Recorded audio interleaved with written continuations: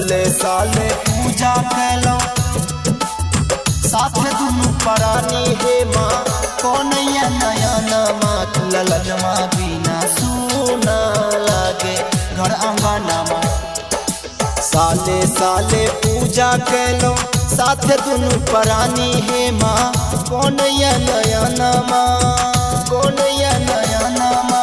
साले साले पूजा कैलो साथे दुनु परानी हे माँ कौनैया नया नमा की बउआ बिना ललनमा बिना सुना लागे घर आंगनमा की बउआ बिना सुना लागे घर आंगनमा।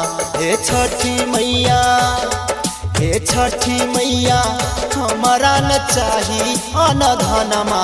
हे छठी मैया हमारा न चाही अन धनमा की बउआ बिना ललनमा बिना सुना लागे घर आंगनमा की बउआ बिना सुना लागे घर आंगनमा।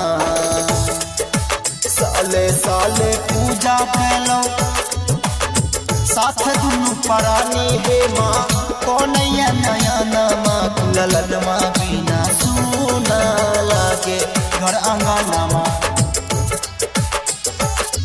हाँ बेटिया बजनिया पर फेरू ना नजरिया भेलै कौन कसूर माँ ललसा पूरा दे हमर हे छठ मैया अरग चढ़ैबो जरूर त कहिया मैया सुनबै हमर अरमनमा त कहिया मैया सुनबै हमर अरमनमा की बउआ बिना ललनमा बिना सुना लागे घर आंगनमा की बउआ बिना सुना लागे घर आंगनमा।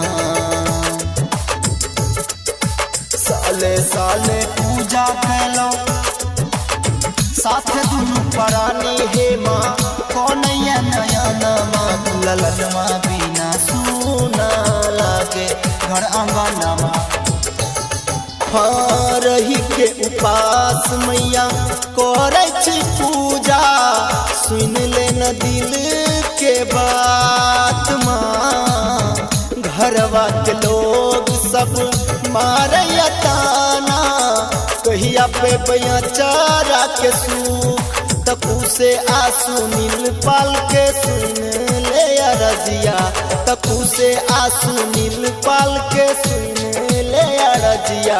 तब बउआ बिना ललनमा बिना सुना लागे घर आंगनमा की बउआ बिना